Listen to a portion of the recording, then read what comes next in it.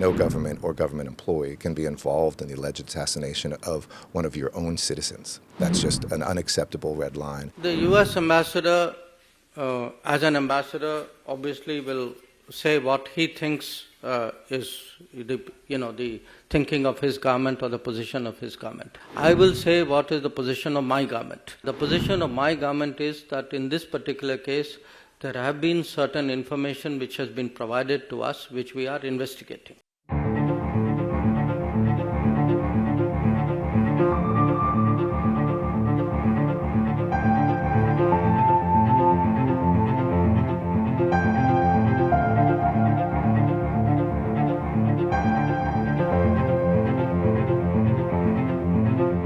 Could you tell me a little bit about where the investigation is and where India and the US are on this? Right.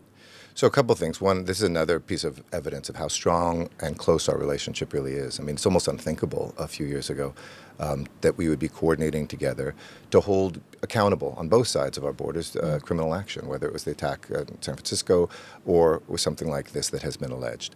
I'm not the criminal justice investigator of this, so I can't comment on what our, nor would we comment publicly on what our criminal investigation is uncovering, and that's something that's separate from our diplomatic track. We keep that, that's a police, that's a FBI, that's a federal law enforcement, and ultimately U.S. Attorney's Office investigation held very tightly.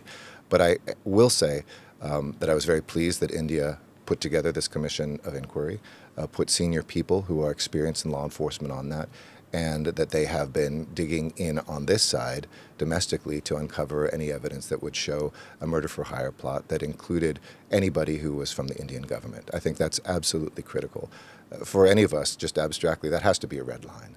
No government or government employee can be involved in the alleged assassination of one of your own citizens. That's just an unacceptable red line, and I think that shows the seriousness one of your own with which citizens is one of the alleged plot is against an American citizen. So, so your citizen. Exactly, the U.S. citizen, and I say that in abstract ways. The same thing would happen if there was an American plot against some sort of or an American government person who was trying to assassinate somebody in another country or was a part of that. That would be an unacceptable red line for any nation. That would be an American living in India.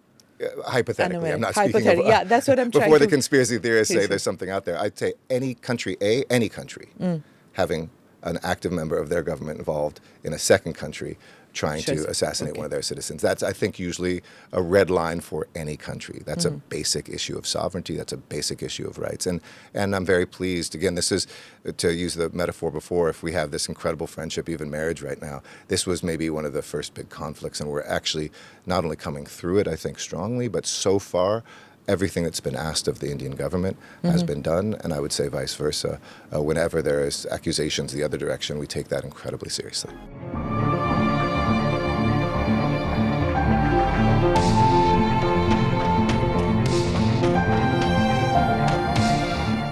The U.S. ambassador, as an ambassador, obviously will say what he thinks is the thinking of his government or the position of his government.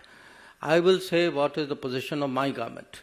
And the position of my government is that in this particular case, there have been certain information which has been provided to us, which we are investigating. And it is something we are investigating because we believe our own national security interests are involved in that investigation. So as and when we have something to say on that investigation, we would be very glad to speak about it. At this point of time, beyond the fact that there is an investigation going on, we have nothing more to say.